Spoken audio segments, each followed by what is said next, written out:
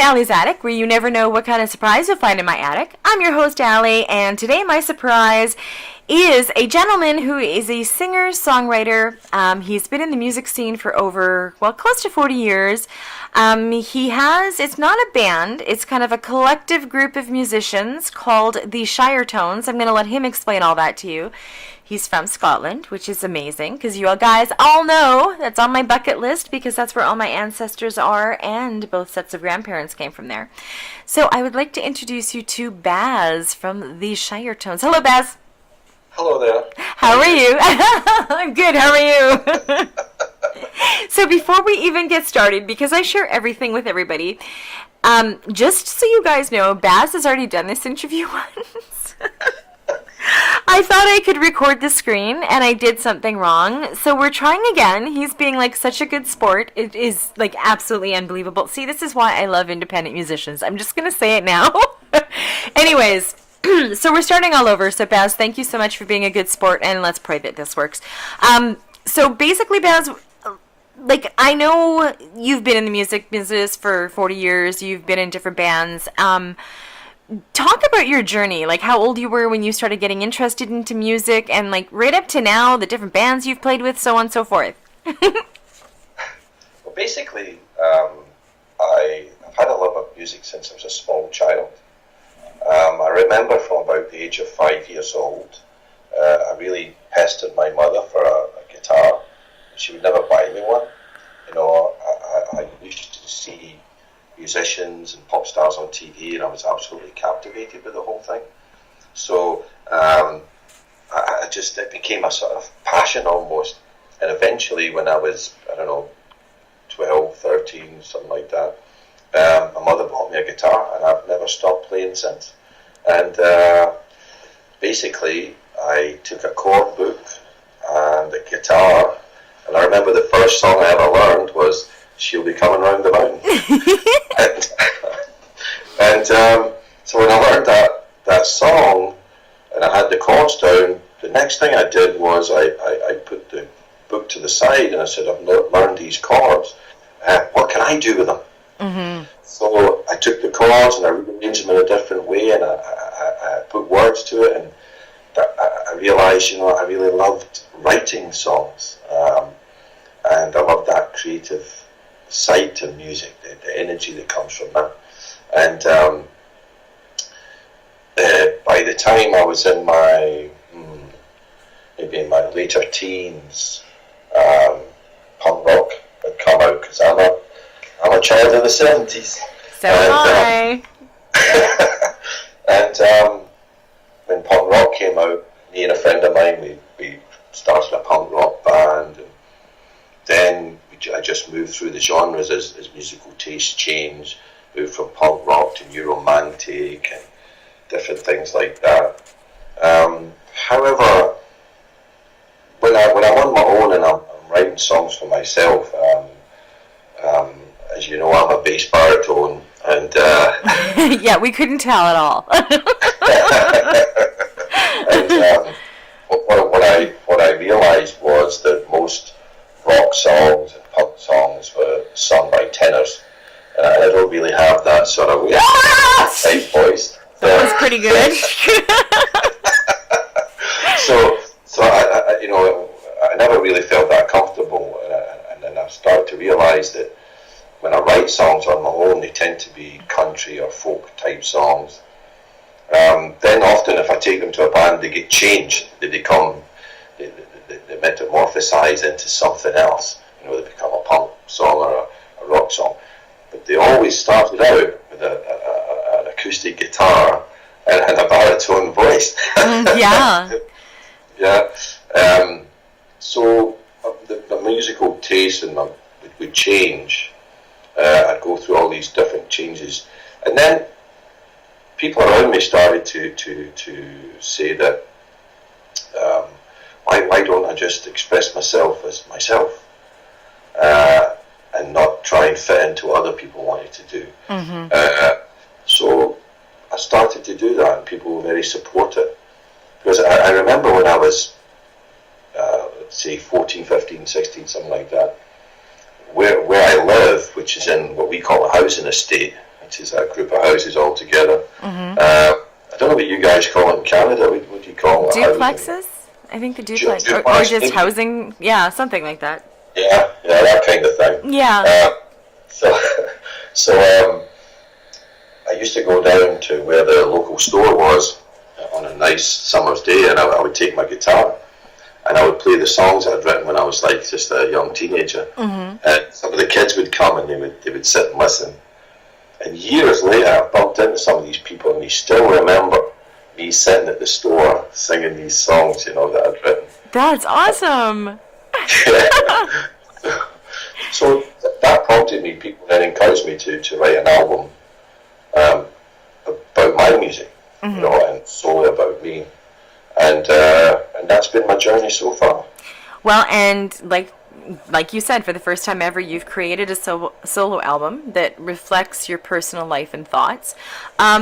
Explain the Shiretones, because they're not a band. Just so everybody understands, when I talk about Bazz and the Shiretones, why I'm mentioning the Shiretones. Well, the Shiretones, the Shiretones is actually a musical project that I call a collective. When I write my songs, I have a vision of what I want them to sound like, and sounds a bit of a contradiction there. But I have a kind of real strong idea of what I want them to sound like, and some of the things that are required to be in those songs to best express my emotions in those songs. I can't do that. I can't play fiddle. I can't play piano. Not well enough to record. I play bass guitar, play rhythm guitar. So I get good solo artists and people who can do these things. Harmonica players. I've had on the album. I've had people play the mandolin, people play banjo, different things like that. And I also get in singers who can do the backing and maybe sing a little solo with me, so that I can create the sound that I'm trying to put over. I'm quite passionate about doing that, so I want to get the best people to do it. But I also understand that if you use the same people all the time, it becomes a bit stale. Because people have the same ideas all the time. So then I'll go sort of look around and say, who else is talented locally that I could ask, ask them to come into the project. So the lineup of musicians is always going to be changing, so that it keeps it fresh and current. Always sounding new. Always sounding new. Okay, so you've talked about playing in various bands, and you're currently in the studio right now working on a second album. And it's going to be a more stripped down, bare bones affair that you can go on the road with and, play pretty much everywhere without having to, set up a huge whole ensemble, basically, is what I'm getting from that. I could be wrong. I'm not a musician. Because you are independent, I know that independent musicians don't make a lot of money doing gigs, and they do have to, take their own equipment and set everything up and so on and so forth. This showcases your voice a heck of a lot more, and I'm sure it must be easier to go to different places and gig. Do you still gig a lot in Scotland, or, I don't know, is Scotland really, very, very musical, a musical community? Yeah, Scotland's very musical. If you think about what we call traditional folk music over in the States and Canada, a lot of it came from here. Yeah. Even in bluegrass, you can hear the traditional rhythms of Irish and Scottish coming out. Yeah, very musical in Scotland, same as they are in Ireland. As regards me gigging, I tend to, because I've gigged so much over the years, I tend to be selective about the kind of performance somewhere, because are you still there? I'm here. Yeah. Because sometimes it can be a little bit thankless. I have to be honest. When you're gigging, when you're trying your best to promote things, and it's all going a bit flat. You don't have the backing, and you don't have the money, and you don't have all these things to make it something that people are going to be really interested in. So I take it selective. I'll if somebody really wants me to play, then I'll do it more as a favour. I mean, one of the things for me is that I would rather write songs, and if anybody, wants to re-record one of my songs, that would please me. Oh, okay. That's good to know. Yeah, that's something that I'm really. When I recorded the songs I've done in the first album, it's just like a portfolio for me of me as a songwriter. Okay. Yeah. I am no longer 21 years old, etc. So to be the front man in some show, it gets more. It gets a little bit more difficult. Yeah. So I'm not that old, but. But it's not like when you were 21 on stage jumping all over the place like crazy. It's not like that so much. Yeah. And interestingly, when you get into the sort of trad, I'd say trad as in traditional music, folk scene, country scene, in this part of the world, it tends to be like, you see it a lot, but they have what's called jam nights, yeah? Mm-hmm. You just turn up, and they'll just start playing, yeah? Mm-hmm. You don't get paid for that. Yeah. Right, and you still got to bring all that equipment, and you could get it damaged and whatnot, Yeah. So you've no real security with that. But yeah, I mean, I do play when people specifically invite me. Okay. For example, an interesting thing. Sorry to throw this in here, but I recently played in a castle near Glasgow because somebody was married there. Right. So rather than get the usual band and whatever they call it, they asked the Shiretones to come along, and they asked for one of our songs to be their wedding dance song. The first dance. Oh my God! I just thought that was absolutely fabulous. No kidding. Wow, that would be awesome in a castle at a wedding and their first song. Oh my goodness! Wow, they're a lucky couple. I was a lucky guy to yeah. I felt very, very, very thankful for that. That's awesome. I love that. Now, you're independent, which we've already talked about. Now, if somebody came along with a really good deal and said they wanted to sign you and, make you famous and blah, blah, blah, would you consider it, or do you like being independent? I like being independent. Like I say, for me, if someone come along and said, I want to make a number one hit out of your songs, yeah. Like I say, I mean, I'm at that stage where that would be a more interesting proposition for me. Yeah. To be a singer-songwriter. That's if from that I then become a more well-established artist because people want me to be, then I'll certainly take that on board. Okay. But I'm really a singer-songwriter these days. Yeah. Well, you're very good at it, so just say, yeah, you're doing great. I've talked to, I always have artists on that are mostly independent, and it's funny because some of them want to stay independent and some of them want to be signed, and the ones that want to stay independent are they want to write the songs that they want to write, and they want to, do their own scheduling. Like I had mentioned to you before, management is, I think, whether you're independent or signed, a management team is great to have. I have a hard time scheduling all by myself. Thankfully, I have help, and I know you have help, which makes it much easier. But management definitely is something that I think every artist should consider. Yeah, absolutely. You should definitely consider it. And you should also be... But when you have people... helping you and being part of your, let's call it, journey, which I think is a nice description that you use. When you're part of that musical journey, you should really be thankful for those people. Yeah. And when you talk about independent artists, one of the things I've just given, I'm speaking from the heart here. Yes, and if you're giving advice, that's my next question, so go nuts. When people want to stay independent, sometimes sometimes what they do is they have like it's an idealism. Like, I don't want to be part of the corporate machine. I want to do what I want to do. I want all these kind of things.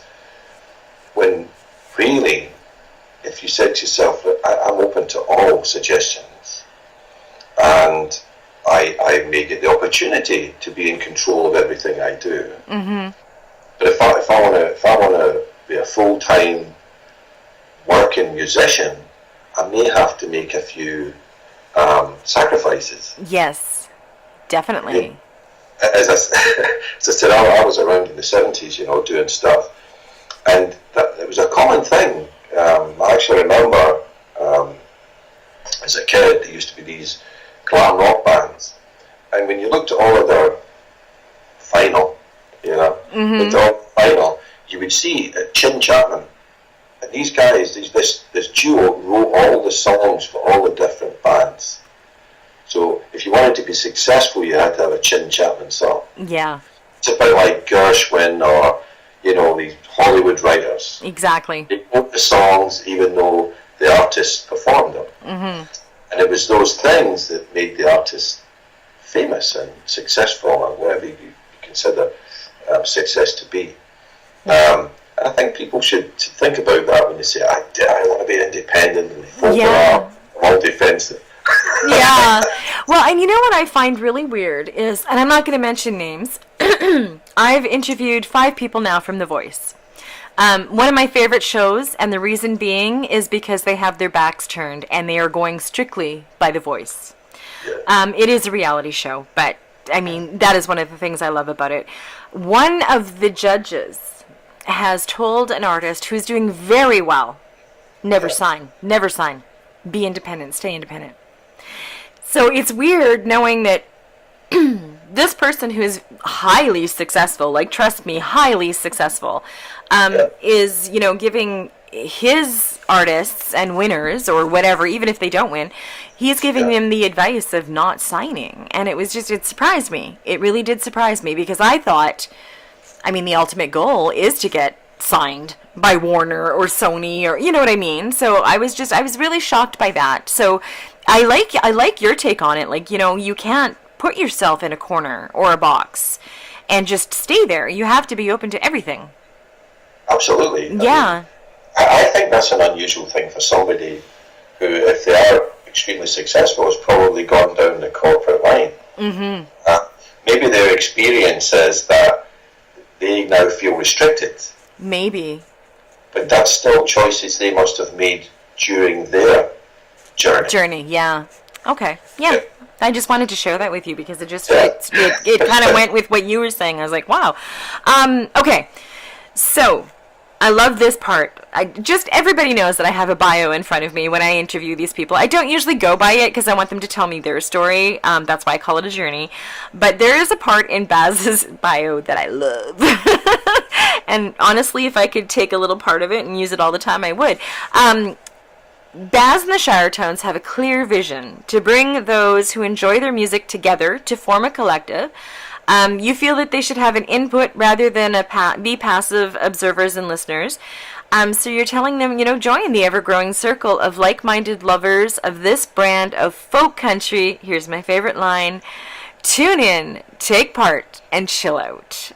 I love that you want to bring all these people together to have fun and to enjoy this musical experience. I think that is amazing. Yeah.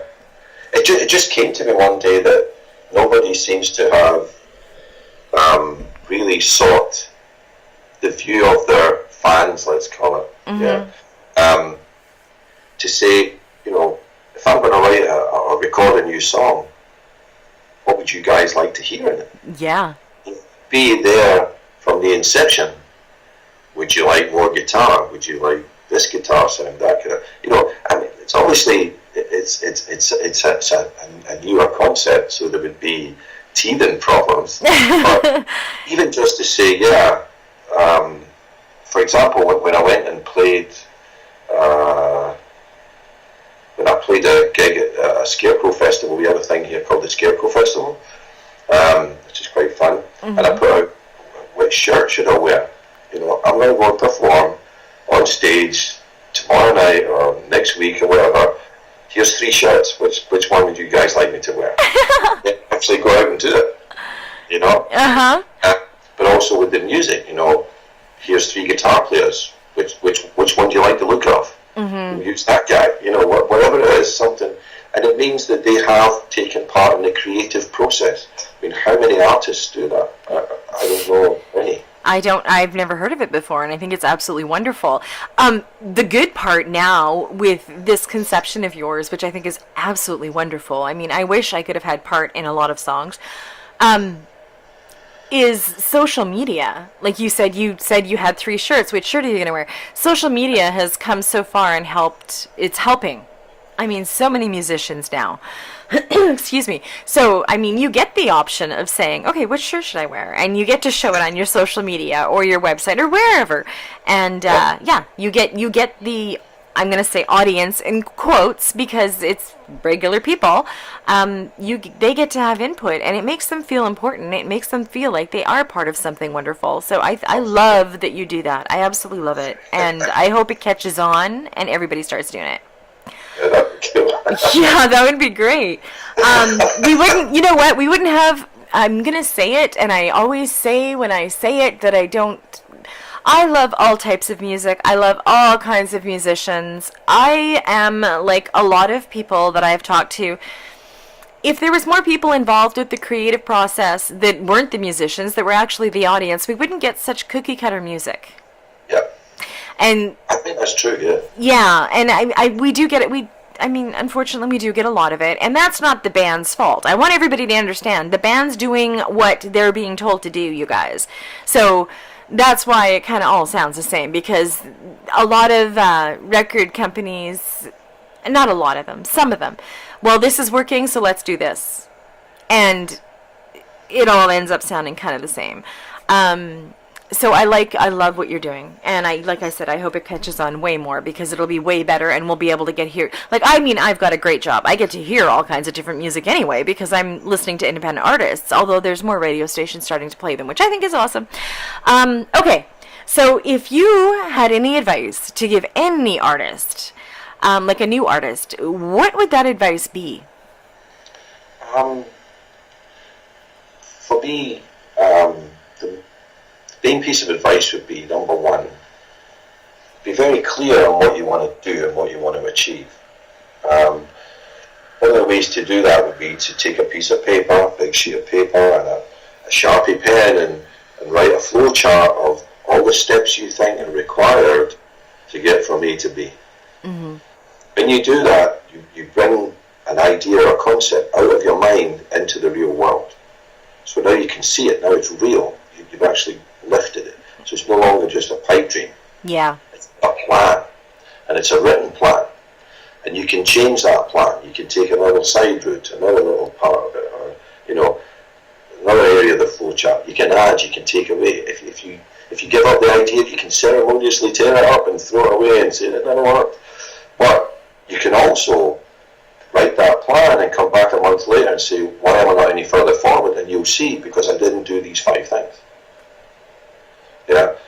Also, when you have that clear goal of what you want to do, that clear picture in your mind, never give up believing.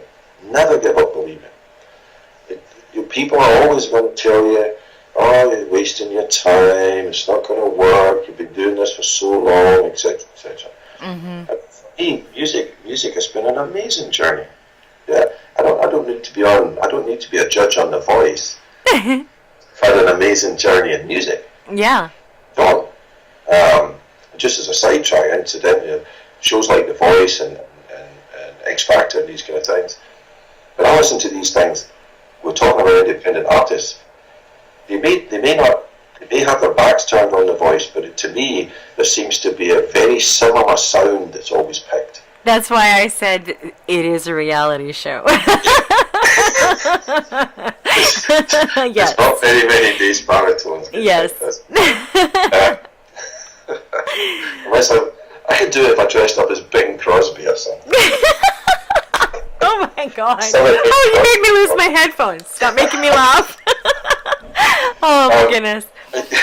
Keep that dream alive, because as we said before, if you listen to any successful person who's interviewed about their life, they'll always say, I never gave up believing, I never stopped believing I could do it. Mm-hmm. And it's not going to be to your time scale. It's not going to be when you want it. It's going to be when it's going to happen. Yeah. You know, they say everything happens for a reason. Well, it happens at a certain time for a reason. Mm-hmm. Yeah? Maybe it doesn't happen early because you're too immature, because you're too naive. So the universe is protecting you a little bit. Yeah, exactly. Right? And it happens later. Other people are really switched on.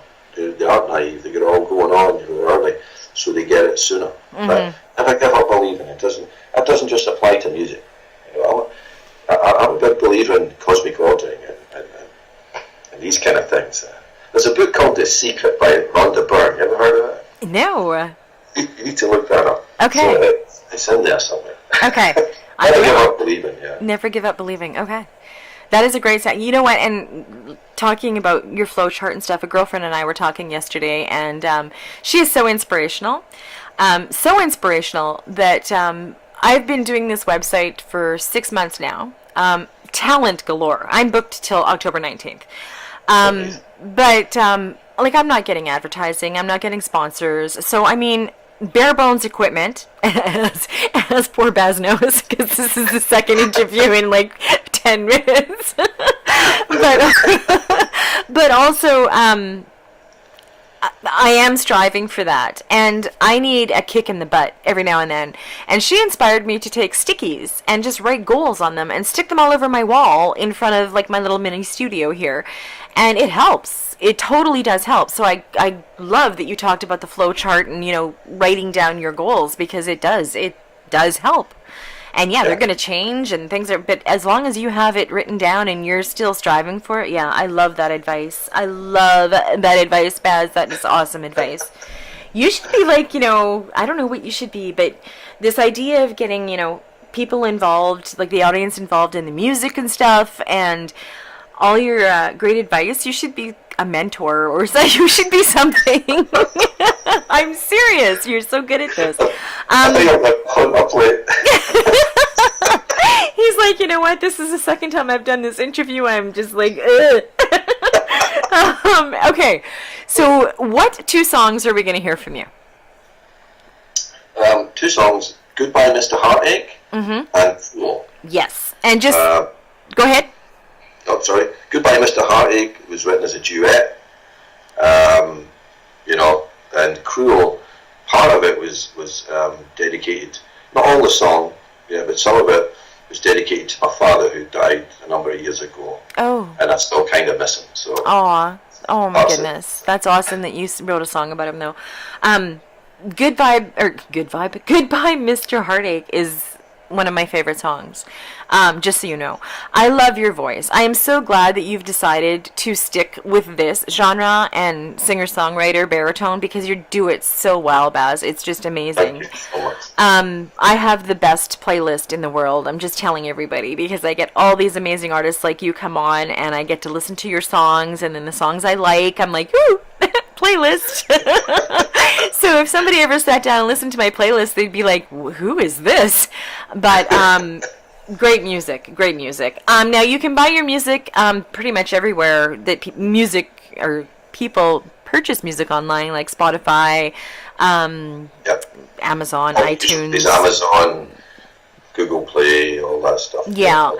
Now also your website, and your website is shiretones.co.uk.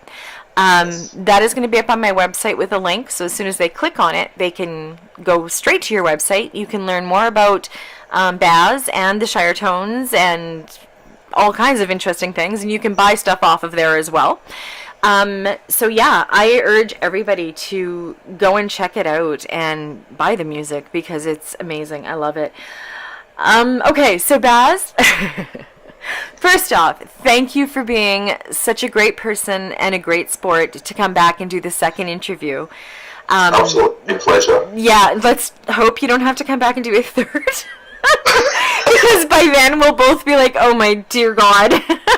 So I'm crossing my fingers this worked. I'm crossing my fingers for the audience, that it worked, because watching Bazz talk, you can see his passion. He's got a great smile, and I absolutely love this concept, so I'm hoping I've recorded the screen.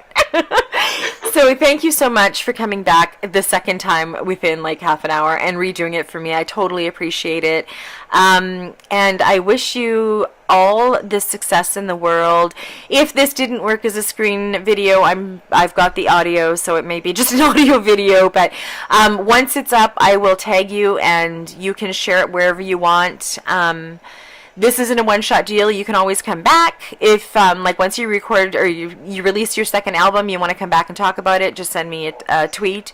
I also have Allie's Artisan Alcove, which is Wednesdays. Artists that have been on come back, and they just, with their guitar, or if they want the full band, they perform 4 songs acoustically or whichever.